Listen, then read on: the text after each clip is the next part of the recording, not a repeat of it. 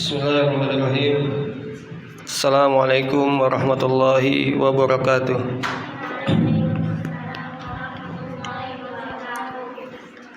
Innal hamdalillah nahmaduhu wa nasta'inuhu wa nastaghfiruh wa na'udzu billahi min shururi anfusina wa min sayyiati a'malina may yahdihillahu fala mudhillalah wa may yudlil fala hadiyalah.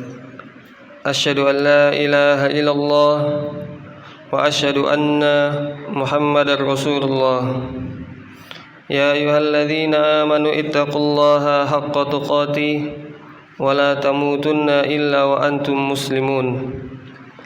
Ya ayyuhan nas ittaqu rabbakumul ladzi khalaqakum min nafsin wahidah wa khalaqa minha zawjaha wa batha minhuma rijalan katsiran wa nisaa'a wattaqullaha alladzi tasaaluna bihi wal arham innallaha kana 'alaikum raqiba. Ya ayyuhalladzina amanu ittaqullaha wa qulu qawlan sadida yuslih lakum a'malakum wa yaghfir lakum dhunubakum wa may yuti'illaha wa rasulahu faqad faza fawzan 'azima. Fa inna asdaqal hadithi kitabullah wa khairal hadi Muhammadin sallallahu alaihi wasallam wa syarrul umuri muhdatsatuha wa kullu muhdatsatin bid'ah wa kullu bid'atin dhalalah wa kullu dhalalatin finnar. Amma ba'du.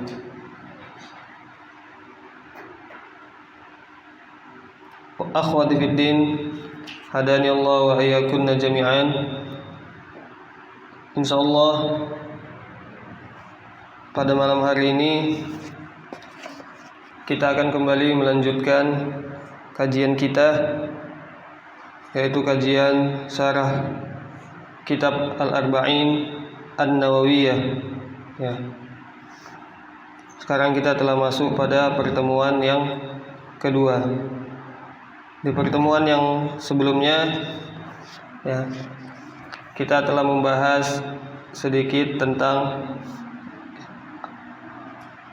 pembagian amalan ya, bahwa amalan itu terbagi ke dalam 3 bagian. Ada amalan hati, ada amalan lisan, dan ada amalan anggota badan. Kemudian kita juga telah membahas bahwa ada 2 syarat agar amal ibadah kita diterima oleh Allah Subhanahu wa taala. Yang pertama adalah bahwa kita harus ikhlas kepada Allah Subhanahu wa taala dalam melakukan amal ibadah tersebut, dan yang kedua adalah harus sesuai dengan apa yang diajarkan oleh Rasulullah SAW. Naam. Pada pertemuan kedua ini kita masih di hadis yang pertama dari kitab Al-Arba'in An-Nawawiyah, yaitu hadis dari sahabat Umar bin Khattab radhiyallahu anhu, bahwa beliau meriwayatkan bahwa Rasulullah SAW mengatakan, innamal a'malu binniyat wa innamal likulli imri'in ma nawa. Faman kanat hijratuhu ila Allah wa rasulih fa hijratuhu ila Allah wa rasulih. Faman kanat hijratuhu lidunya yusibuha aw imra'atin yankihuha fa hijratuhu ila ma hajara ilaihi. Sesungguhnya amalan-amalan itu tergantung dengan niat, dan setiap orang akan mendapatkan apa yang diniatkan, apa yang dia niatkan. Siapa yang hijrah karena Allah dan Rasulnya, maka hijrahnya kepada Allah dan Rasulnya.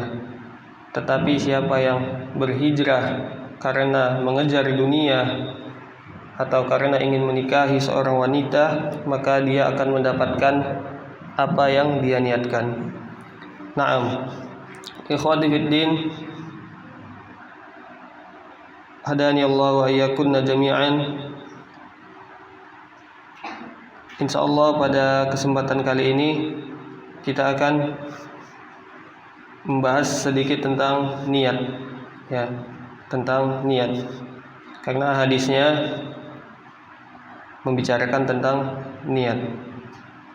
Nah, pembahasan pertama kita tentang niat adalah fungsi niat, ya, fungsi niat. Pembahasan pertama kita tentang niat adalah tentang fungsi niat. Jadi akhwati fiddin rahimani wa rahimakumullah jami'an, ya. Niat itu memiliki 4 fungsi, ya. Niat itu memiliki 4 fungsi, ya. Yang pertama, ya, fungsi dari niat adalah, ya, fungsi dari niat yang pertama adalah sebagai syarat agar amal ibadah kita diterima oleh Allah Subhanahu wa taala. Yang kedua, fungsi dari niat yang kedua adalah untuk melipat gandakan pahala amal ibadah kita.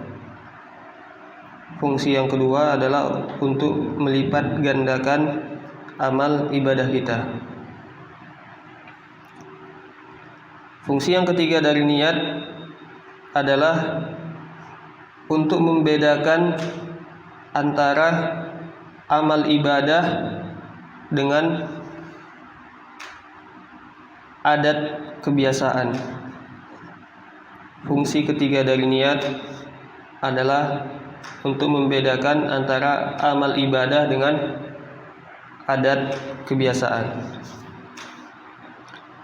Dan fungsi yang terakhir, fungsi yang keempat dari niat adalah untuk membedakan antara satu ibadah dengan ibadah yang lainnya. Nah, yang pertama tadi kita sebutkan adalah fungsi pertama dari niat adalah sebagai syarat agar amal ibadah kita diterima oleh Allah Subhanahu wa taala.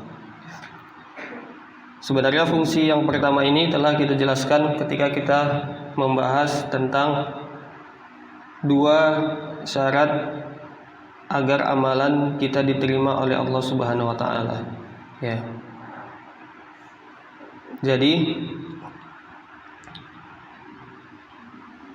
niat itu, ya, fungsinya yang pertama adalah sebagai syarat agar amalan kita diterima. Nah, contohnya yang disebutkan oleh Rasulullah SAW di hadis yang sedang kita bahas ini, ya, di mana Rasulullah SAW mencontohkan seseorang yang berhijrah, ya.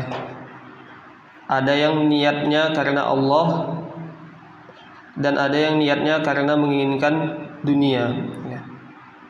Maka Allah Subhanahu wa taala hanya akan menerima hijrahnya orang yang niatnya karena Allah Subhanahu wa taala, ya.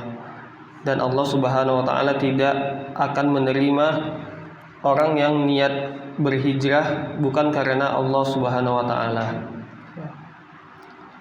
Maka jadi ini adalah fungsi niat yang pertama, yaitu agar amal ibadah kita diterima oleh Allah Subhanahu wa taala, ya.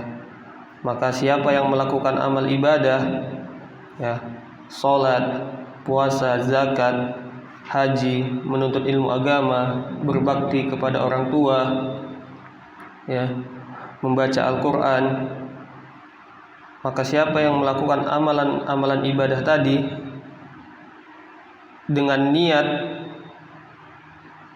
kepada Allah, maka insya Allah akan diterima oleh Allah Subhanahu wa taala. Tetapi siapa yang melakukan amalan-amalan tadi niatnya bukan karena Allah, maka amalan tersebut tidak akan diterima oleh Allah Subhanahu wa taala. Dalilnya seperti yang telah kita sebutkan, yaitu dalil yang sedang kita bahas ini, yaitu Rasulullah SAW mengatakan innamal a'malu binniyat. Sesungguhnya setiap amalan itu tergantung dengan niatnya. Maka siapa yang niatnya karena Allah, maka Allah akan menerima amal ibadahnya. Nah, itu fungsi yang pertama dari niat. Fungsi yang kedua dari niat adalah untuk melipat gandakan amal ibadah kita, untuk melipat gandakan pahala amal ibadah yang kita lakukan. Fungsi yang kedua dari niat adalah untuk melipat gandakan pahala amal ibadah yang sedang kita lakukan. Ya. Contohnya misalnya seseorang sedang menuntut ilmu agama. Nah, maka ketika dia menuntut ilmu agama, dia bisa meniatkan banyak hal. Misalnya dia menuntut ilmu agama pertama untuk menjalankan perintah Allah Subhanahu wa taala. Karena Rasulullah SAW mengatakan thalabul ilmi fardhatun 'ala kulli muslim. Menuntut ilmu agama itu wajib bagi setiap muslim. Misalnya pertama dia meniatkan untuk menjalankan kewajiban. Kemudian yang kedua, dia niatkan juga untuk berdakwah. Maka bertambah lagi pahalanya, udah 2. Kemudian dia niatkan lagi dalam menuntut ilmu agama itu untuk mengangkat kejahilan dari dirinya, maka bertambah lagi pahalanya jadi 3, karena niatnya udah 3. Kemudian misalnya dia niatkan lagi dalam menuntut ilmu agama itu, dia niatkan untuk membela agama Islam, maka bertambah lagi pahalanya karena bertambah lagi niatnya. Kemudian misalnya lagi dia niatkan dalam menuntut ilmu agama itu untuk menyelamatkan keluarganya dari api neraka, maka semakin banyak niatnya di dalam menuntut ilmu itu, di dalam satu ibadah, maka semakin banyak pula pahala yang akan dia dapatkan. Jadi fungsi niat yang kedua untuk melipat gandakan amal ibadah yang sedang kita lakukan. Jadi dalam satu amal ibadah itu kita bisa meniatkan lebih dari satu niat, bukan hanya satu niat saja. Contohnya yang seperti telah kita sebutkan tadi, contohnya menuntut ilmu agama, maka jangan hanya kita niatkan untuk misalnya menjalankan perintah Allah Subhanahu wa taala. Kalau kita hanya niatkan satu niat saja, maka kita hanya mendapatkan satu pahala saja, seperti itu. Tapi jika kita meniatkan lagi, misalnya seperti yang kita sebutkan tadi, untuk berdakwah, kemudian kita niatkan untuk mengangkat kejahilan dari diri kita, kemudian kita niatkan juga untuk membela agama Islam, membela syariat Rasulullah, kita niatkan lagi untuk menyelamatkan keluarga kita dari api neraka, maka niat-niat kita itu semakin banyak niat kita, maka semakin banyak pula pahala yang akan kita dapatkan dari satu amal ibadah, seperti itu. Itu fungsi niat yang kedua, yaitu untuk melipat gandakan pahala amal ibadah kita. Al-Imam Al-Ghazali rahimahullah dan Syekh Abdul Aziz bin Baz mengatakan di dalam kitabnya Al-Imam Al-Ghazali rahimahullah mengatakan di dalam kitabnya Ihya Ulumuddin, ya. Beliau mengatakan at-ta'at murtabitatun bin niyati fi asli sihhatiha wa fi tadha'ufi fadliha. Al-Imam Al-Ghazali rahimahullah mengatakan, ya, amal ibadah itu terikat dengan niatnya, dan amal ibadah itu pahalanya akan berlipat ganda, ya, sesuai dengan niatnya. Kemudian beliau mencontohkan, ya, misalnya seseorang yang sedang duduk di masjid. Nah, seseorang yang sedang duduk di masjid itu bisa dia niatkan yang pertama untuk iktikaf. Kemudian bisa dia niatkan juga untuk menunggu antara satu sholat dengan sholat yang lainnya. Kemudian bisa juga dia niatkan untuk mendengar, ya, tilawah Al-Quran. Nah, maka semakin banyak niatnya di dalam satu amal ibadah, maka semakin banyak pula pahala yang akan dia dapatkan.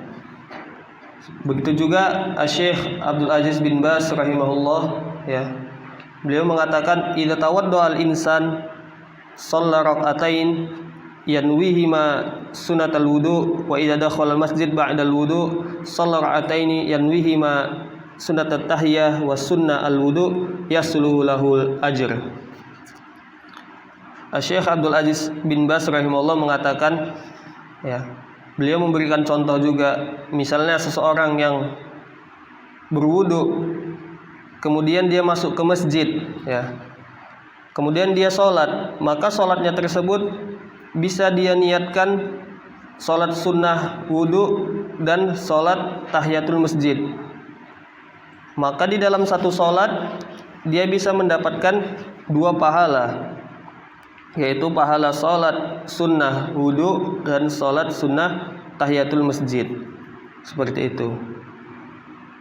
Kemudian jika dia niatkan juga, ditambah lagi niatnya, misalnya sholat qobliyah zuhur, maka bertambah lagi pahalanya menjadi 3 dalam satu sholat sunnah.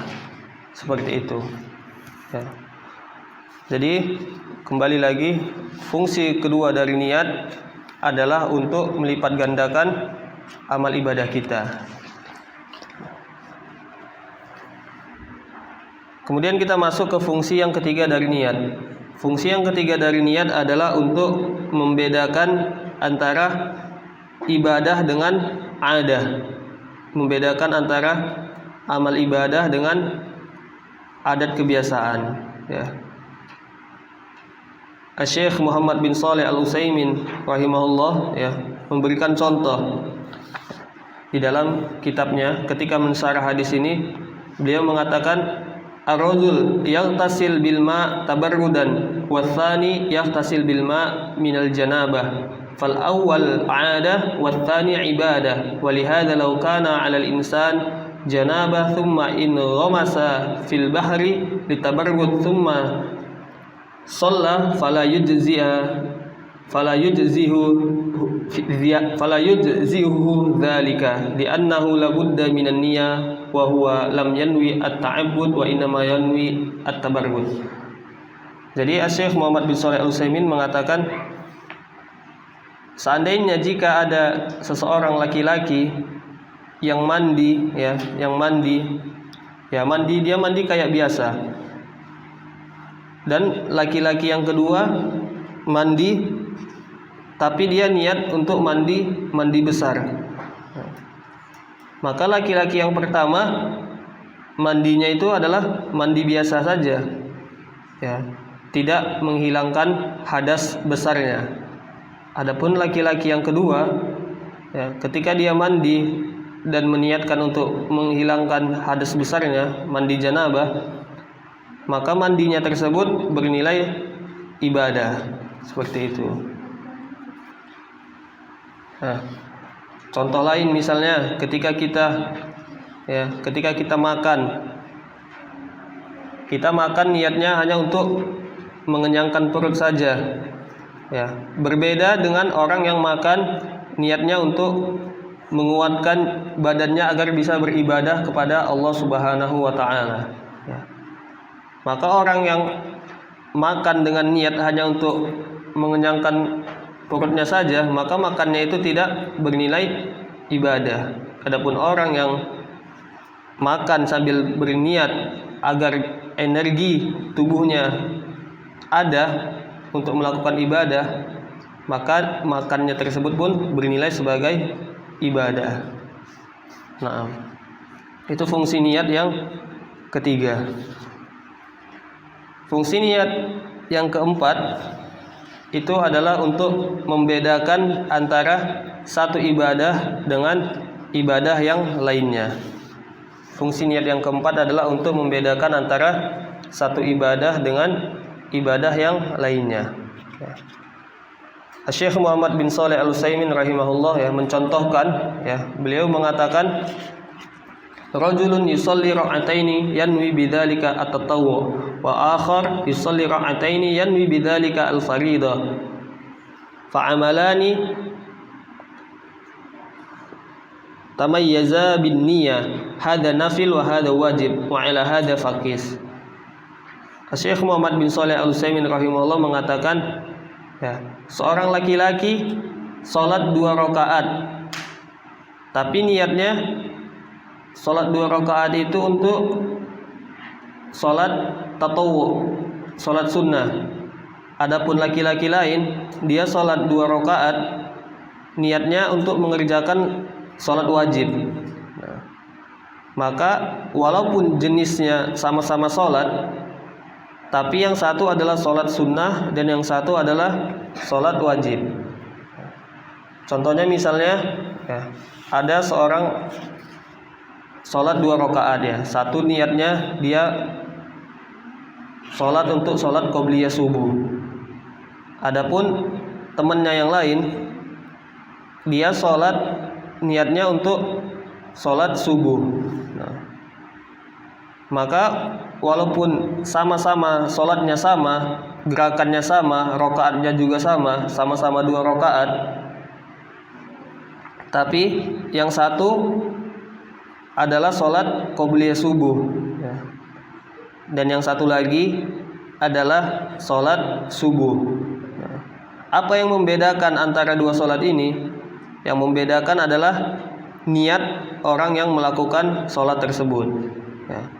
Karena yang satu niatnya untuk melakukan salat subuh, maka salatnya dinilai sebagai salat subuh. Adapun temannya yang lain, dia berniat untuk melakukan salat qobliyah subuh, maka salatnya dinilai sebagai salat qobliyah subuh. Jadi itu dia, fungsi keempat dari niat, untuk membedakan antara satu amal ibadah dengan amal ibadah yang lainnya. Seperti itu. Nah,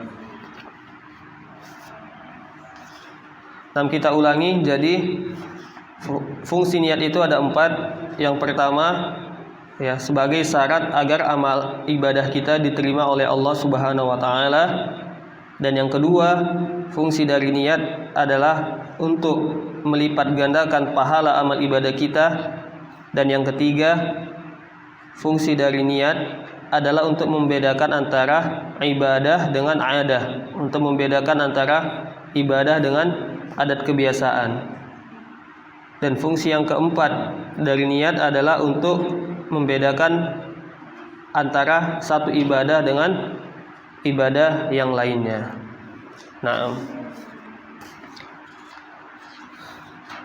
Nah, itu pembahasan pertama kita tentang niat. Kemudian pembahasan kedua kita yang berkaitan dengan niat adalah apakah niat itu diucapkan dengan lisan Pembahasan kedua kita tentang niat adalah apakah niat itu diucapkan dengan lisan atau tidak? Maka jawabannya adalah bahwa niat itu tidak perlu diucapkan dengan lisan. Karena niat itu adalah amalan hati, ya, amalan qulub, amalan qalbi, ya. Tempatnya di dalam hati. Jadi niat itu tidak perlu kita ucapkan di lisan, ya. Dan itu ya dianggap sebagai bid'ah, dianggap sebagai bid'ah, ya. Contohnya misalnya kita mau sholat, maka tidak perlu kita mengucapkan usolli sholat al-zuhri rakaataini ma'muman. Nggak perlu kita ucapkan seperti itu. Kemudian misalnya kita mau puasa, kita tidak perlu mengucapkan nawaitu shauma ghadin. Seperti itu. Kemudian ya contoh-contoh amal ibadah yang lainnya, ya. Karena tidak pernah datang atau tidak pernah didapatkan di hadis-hadis Nabi Muhammad SAW dan tidak pernah terdapat di amalan-amalan para sahabat radhiyallahu anhum mereka mengucapkan niat. Maka mewajibkan mengucapkan niat sebelum melakukan suatu amal ibadah itu tergolong ke dalam bid'ah. Syekh Muhammad bin Shalih Al-Utsaimin mengatakan wa'lam anna an-niyah mahalluha al-qalbi. Syekh Muhammad bin Shalih Al-Utsaimin mengatakan ketahuilah bahwa niat itu mahalluha, tempatnya di dalam hati. Wala yuntaqu biha itlaqan. Niat itu tidak perlu diucapkan. Li'annaka tata'abbadu liman ya'lam kha'inatal a'yun wa ma tukhfis sudur. Engkau tidak perlu mengucapkan niat karena sesungguhnya engkau beribadah kepada zat yang mengetahui apa yang tersembunyi di dalam hati. Wallahu ta'ala alim bima fi qulubi ibadihi. Allah Subhanahu wa ta'ala mengetahui, maha mengetahui, ya, apa yang terdapat di dalam hati-hati hambanya. Walasta turidu an taquma baina yaday man la ya'lam hatta taqulu atakallamu bima anwi liya'lama bihi, ya. Engkau, kata Syekh, engkau tidak berdiri di depan zat yang tidak mengetahui apa yang terdapat di dalam hatimu. Innama turidu an taqif baina yaday may ya'lam ma tuwaswisu bihi nafsaka wa ya'lam mutaqallibuka wa madika. Engkau sesungguhnya berdiri di hadapan Allah Subhanahu wa ta'ala yang mengetahui apa yang terdapat di dalam hatimu, ya. Walihada lam yarid 'ani Rasulillah alaihi salatu wasalam wala an ashabihi ridwanullah alaihim annahum kanu yatalaffazuna bin niyyah. Walihada fannutqu biha sirran aw jahran bid'ah yunha anha. Kata Syekh Muhammad bin Shalih Al-Utsaimin, tidak pernah kita temukan, ya, dari Rasulullah SAW dan tidak pernah pula kita temukan dari para sahabatnya mereka mengucapkan niat. Karena itu kata Syekh, mengucapkan niat, ya, itu adalah bid'ah yunha anha. Mengucapkan niat itu adalah bid'ah yang terlarang. Jadi akhwati fiddin hadani Allah wa iyyakunna jami'an, ya.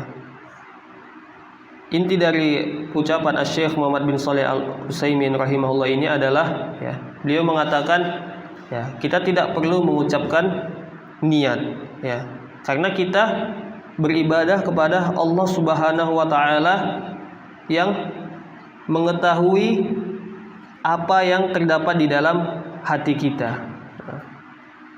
Allah Subhanahu wa ta'ala saja mengetahui apa yang terdapat di dalam hati kita. Maka tidak perlu kita mengucapkan niat, ya, dengan alasan agar Allah Subhanahu wa ta'ala mengetahui apa yang kita niatkan, ya.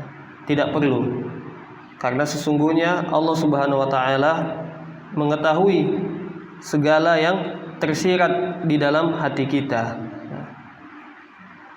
Maka beliau mengatakan mengucapkan niat itu itu adalah sebuah bid'ah. Karena Rasulullah SAW dan para sahabatnya tidak pernah melakukan hal ini. Nah, jadi kembali lagi pembahasan kita yang kedua tentang niat, yaitu mengucapkan niat itu adalah suatu amalan yang dilarang. Nah, kita cukup meniatkan di dalam hati kita. Kita ingin sholat Isya, udah cukup kita niatkan dalam hati kita sholat Isya, maka itu sudah dikatakan sebagai niat sholat Isya. Kita mau puasa, cukup kita niatkan di dalam hati kita mau puasa besok, maka itu sudah dianggap sebagai niat puasa. Kita mau sholat subuh, cukup kita niatkan dalam hati kita mau sholat subuh, maka itu sudah dianggap sebagai niat sholat subuh. Nah, itu pembahasan kita yang kedua tentang niat. Nah, mungkin sudah 30 menit berlalu ya. Mungkin sampai di sini saja pertemuan kedua kita pada kesempatan kali ini ya.